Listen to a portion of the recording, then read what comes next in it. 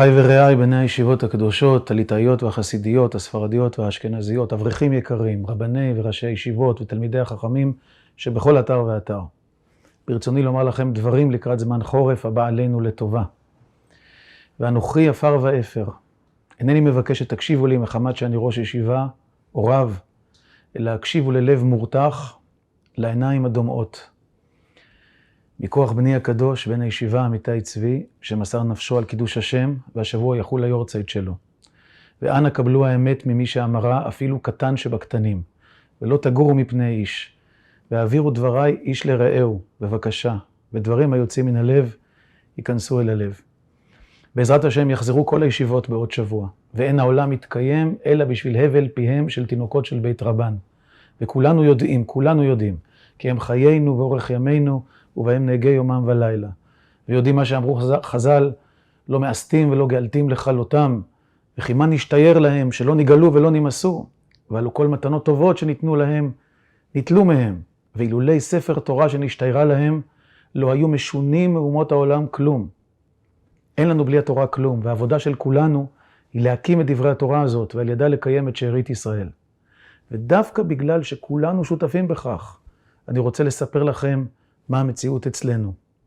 אצלנו בישיבה בתל אביב, בישיבת ההסדר, לומדים עכשיו רק שיעורים א' וב'. שאר התלמידים, 50% מהם, נלחמים עכשיו בלבנון ועזה, ומוסרים נפשם וגופם ממש כפשוטו על כלל ישראל. ככה המצב בכל הישיבות. אני רוצה להסביר לכם דבר פשוט. אם הם בני הישיבות לא היו נלחמים, לא היה צבא, לא היה מי שיחסום את החיזבאללה ואת החמאס. בלבנון יותר מ-50% מההרוגים הם בני ישיבות ואברכים שעכשיו או לשעבר. בני אהובי אמיתי היה צריך להתחיל בעוד שבוע ללמוד בישיבה, להמשיך את לימודיו, אבל הוא לא יעשה את זה, מפני שנהרג על קידוש השם, כדי שכולנו נוכל ללמוד תורה ולגדל את ילדינו ולחיות את חיינו כאן בארץ הקודש.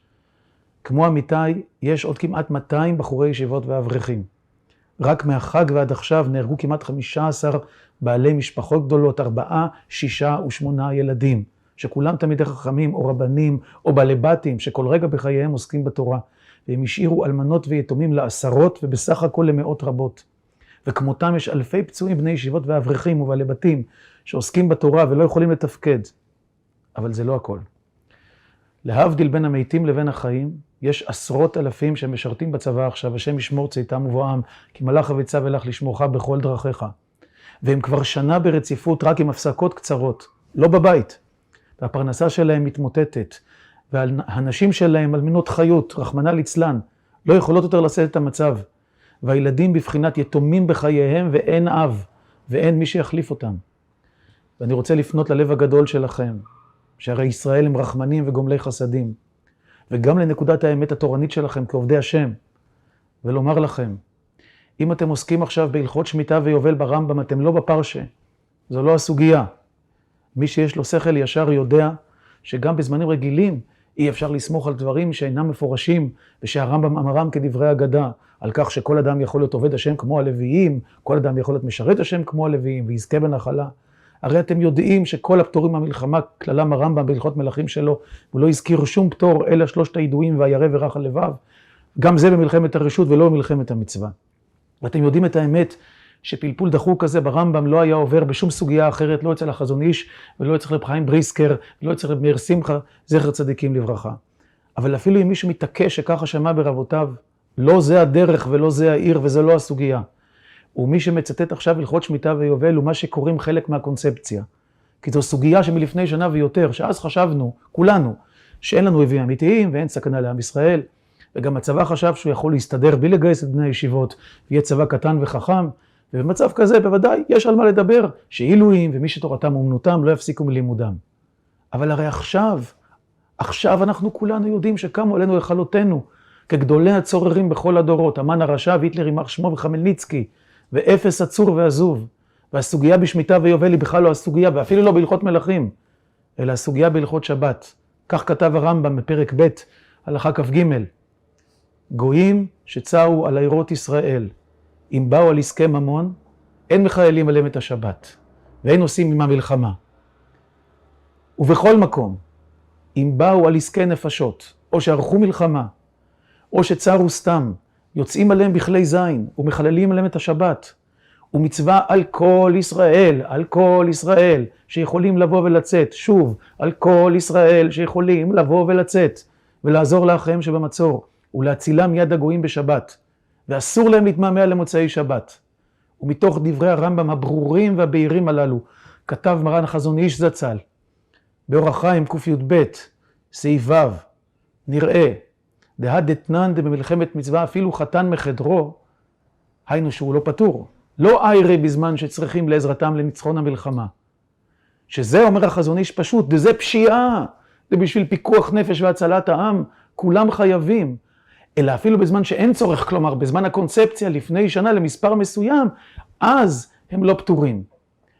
ואם נמשיך לקרוא את דברי החזון איש, נוכל לראות שכתב החזון איש, אינם פטורים, אלא בזמן שאין ניצחון ישראל תלוי בהם, שמספר הצבא שצורך בהם יש בלעדם, אבל אם יש צורך בהם, חייבים לבוא לעזרת אחיהם. ושוב, כולם חייבים לבוא לעזרת אחיהם. אחי ורעי, אנחנו עכשיו בפיקוח נפש, והצלת עם ישראל הכי גדול שהיה מאז השואה הנוראה. כל יום הרוגים, ופיגועים, וקרבות, ואויבים שרוצים להשמידנו. בזמן כזה, אתם צריכים להיות הראשונים לצאת להציל, כמה שצריך להציל. הראשונים להילחם, כמה שצריך להילחם, ולא רק התלמידים. גם הרבנים. הרבנים של הישיבות שלנו לוחמים. אחד הרמים אצלנו בישיבה קיבל חתן תורה בשמחת תורה ועלה עם נשק, הוא בא ליומיים מלבנון וכבר חזר, השם ישמרהו. אני רוצה לקרוא לכם עכשיו הודעה שקיבלתי היום בבוקר, יום ראשון, כ"ה בתשרי, על מותו על קידוש השם של ידיד, איש צדיק ויקר, שהיה אוצר של קדושה ודבקות ואהבת הזולת ושמחה ואהבת תורה על כולנה. הרב אבי גולדברג, השם ייקום דמו. תשמעו את המילים של בני המשפחה. בלב מורתח, בכאב שאין לו סוף, אנו מודיעים על נפילתו של הגיבור הקדוש, חברנו, סרן הרב אבי גולדברג, השם ייקום דמו. רב ולוחם, לוחם ורב, שנפל בקרב בלבנון. בשעה קשה זו אנו, האישה והילדים, נזכרים בדברי החיזוק והעידוד ששלח לנו לאורך השנה האחרונה. כשסיפר בעיניים בורקות ובקול רועד מהתרגשות על תחושת השליחות שמלווה אותו ואת כל הגדוד שלו במשימתם. הוא הניח את הגמרא ואת החומש ויצא להילחם, אך מעולם לא פסק מלפעול בשליחותו של מלכו של עולם. ברוך דיין האמת. השם ישלח נחמה למשפחה ולשמונה יתומים. אחי ורעי, זה יהודי אמיתי, זו יהדות אמיתית, זו עבודת השם אמיתית. אני חושש לתורה שלכם חלילה, שהתורה תהיה חלילה לא סמא דחיי, אלא סמא דמותא. תורה שאין עימה מעשה, שאין עימה גמילות חסד, שאין עימה הצלת חיים, שאין עימה השתתפות בצרת הכלל בפועל, ממש להקל את הצרה, להתחלק במשימה, להתחלק בדמעות, להתחלק בכאב.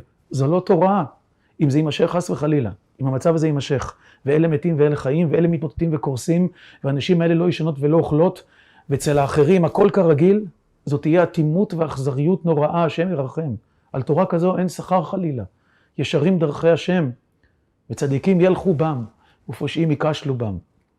אני בטוח שמה שלא נעשה עד עכשיו דבר, זה מחוסר ידיעה ומחוסר הבנה של המצב. אני לא מאמין שיכול להיות אחרת. ולכן אני מבקש שתדעו את הדברים לאשורם, ושיהיה לבכם פתוח לרווחה. אל תחמיצו את השעה. אני יודע שיש המון פחד. לצערי גם הגדולים מפחדים. קשה לעשות שינוי. אבל אומר לכם דברים כהווייתם. מה שאמר לי אחד הגדולים בעולם התורה לפני פחות משנה. אני לא יכול להזכיר את שמו. כך הוא אמר. הכל יתמוטט. אם אנחנו לא נשתנה, כל העולם שלנו יתמוטט. זה לא יחזיק. זו חברה שעומדת על שקר, ולשקר אין רגליים. ואני רוצה ללמוד אתכם עוד סוגיה אחת פשוטה. פסוק אומר בשמות כ"ב, כל אלמנה ויתום לא תענון. אם ענה תענה אותו, כי ימצאו יצעק אליי שמוע אשמע צעקתו. וחרה אפי והרגתי אתכם בחרב.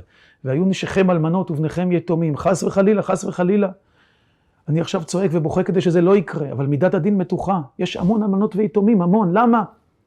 כי אין מספיק בחורים צעירים לוחמים. אז יש הרבה בעלי משפחות בני 30 ו-40 מילואימניקים שנהרגים ושנפצעים, ומשאירים המון יתומים והמון אלמנות. אם לא תשמעו את צעקת האלמנות והיתומים, השם ירחם, מידת הדין מתוחה. אם לא תבואו לעזור לנשים שהן אלמנות חיות, עשרות אלפים, כי הבעלים שלהם כבר שנה במלחמה. אם לא תעזרו לאמהות שלא ישנות, כי הילדים שלהם כבר שנה במלחמה, לפעמים 3 ו5 ילדים בני תורה בלבנון ובעזה, זה יהיה ממש העינוי הגרוע ביותר. אני יודע שיש פחד, ויש חשש גדול מהצבא, זה ברור. וחס וחלילה שחרדי או דתי לא יוכל להיות ירא שמיים בצבא. כמובן, צריך לדעת שבצבא זה הלכות מלחמה ולא הלכות ישיבה. אבל ברור שצריכה להיות מסגרת שיש יידישקייט ויראת שמיים הכי טובה שאפשר, והצבא גם עשה בעבר הרבה טעויות, אני יודע. אבל אני רוצה להגיד לכם, אחרי הרבה מאוד שיחות, הצבא מבין את הטעויות שלו מצוין. בגלל שהוא מבין שהוא טעה בשנים הקודמות, כי הוא לא התאמץ בשביל הגיוס, כי הוא חשב שלא צריך. יש עכשיו הזדמנות נפלאה. וכמו שיש פלוגות וגדודים רבים של ישיבות הסדר וישיבות קדושות אחרות, בצבא יכולות להיות גם כאלה של בני ישיבות קדושות שלכם. ומן הזהירות שלא תיזהרו יותר מדי כדברי החסיד בחובת הלבבות. והעיקר, אי אפשר שלא להציל נפשות ואי אפשר שלא להציל את עם ישראל בגלל חששות. אתם יודעים את האמת, שלא מצילים נפשות, אפילו של יחיד. קל וחומר פיקוח נפש של כלל ישראל בניסים. ואף אחד לא לומד תורה, ואז יושב בבית ולא מזמין הצולק כשיש פיקוח נפש בחוץ. ואף אחד לא לומד קצות, ובגלל זה לא הולך לרופא ואומר, הקצות יציל אותי. קל וחומר, בן בנו של קל וחומר, הצלת כלל ישראל. רק במעשים. זו דרך התורה הקדושה. מה שאני אומר עכשיו זה לא השקפה ציונית. זה גם לא גזירת גיוס. זה גם לא תעמולה שמאלנית. זה רצון השם יתברך. אלה דברי התורה הקדושה. וזו בעיקר צעקת הדל תקשיב ותושיע. וזה עם ישראל שטובע בנהר. ואפשר עוד להציל, ולא תעמוד על דם רעך. מה יש לעשות? ללכת למנהיגים ולומר, תילחמו בשבילנו, אבל את המלחמה הנכונה. יש היום כמעט 70,000 בני ישיבות. חס וחלילה לא מפרקים את הישיבות. שולחים בגיוס הקרוב 10,000, 60,000 נשארים ללמוד. עוד 4 חודשים עוד 10,000, 50,000 נשארים ללמוד. זה כבר ישנה את כל המציאות. כל 10,000 זה שווה הרבה יותר חיילי מילואים, אולי כמו 50,000. אל תילחמו על חוק שיפתור אותנו, תגידו להם, כי זה לא תורה. ואתם תמתחו עלינו את מידת הדין, חס וחלילה אם את זה תעשו. תילחמו, תגידו לנציגים שלכם, כדי שנוכל להתגייס למסגרות חרדיות אמיתיות. תילחמו שיהיו גם מסגרות צבאיות שקרובות לישיבות, למי שזה ישמור עליו. תילחמו שחלק ישבו וחלק יתגייסו, אבל באמת, בכמויות שיצילו אותנו. תילחמו שאחרי שנשלח את כל מי שיכול ללכת, רק אז ייתנו תקציבים לאלה שישארו בישיבה. ואחר כך יחזרו אלה וילכו אלה, ונהיה כולנו שותפים בצרת הכלל. ותעבירו בבקשה את הדברים שלי אחד לשני, וגם למנהיגי הציבור, ולעסקנים, ולפוליטיקאים, ולהבדיל הרבנים. אני בטוח שלכולם יש לב רגיש ושכל ישר. ואתם גם יודעים את מה שקרא רבי עקיבא, אולי רב יוסף, על רבם של כל ישראל, רבן יוחנן בן זכאי, משיב חכמים אחור ודעתם יסכל, ומה שאמר הנביא, ועבדה חוכמת חכמיו ובינת נבוניו תסתתר. וכמה פעמים ראינו בדורות האחרונים שעיני העדה חשכו מלראות. אז גשו ותגידו להם, אנחנו לא מפחדים, אנחנו לא מפחדים. זה יחזק את היראת שמיים שלנו אם נלך. זה יקדש שם שמיים בכלל ישראל. זה יעלה קרן ישראל עמך בעולם כולו. אל תשמרו עלינו, תגידו להם. תנו לנו כוח, תנו לנו ברכה, תשלחו אותנו. ונהיה שלוחי מצווה שאינם ניזוקים בעזרת השם. ותחליטו אתם ביניכם מי יהיו אלה שילכו ראשונים למצוות הצלת נפשות בצבא הגנה לישראל. ותזכרו דברי הרמב"ם, הלכות שבת, פרק ב' הלוך ג'. כשעושים דברים האלו, היינו עושים אותם לא על ידי גויים, ולא על ידי קטנים, ולא על ידי עבדים, ולא על ידי נשים, אלא על ידי גדולי ישראל וחכמיהם.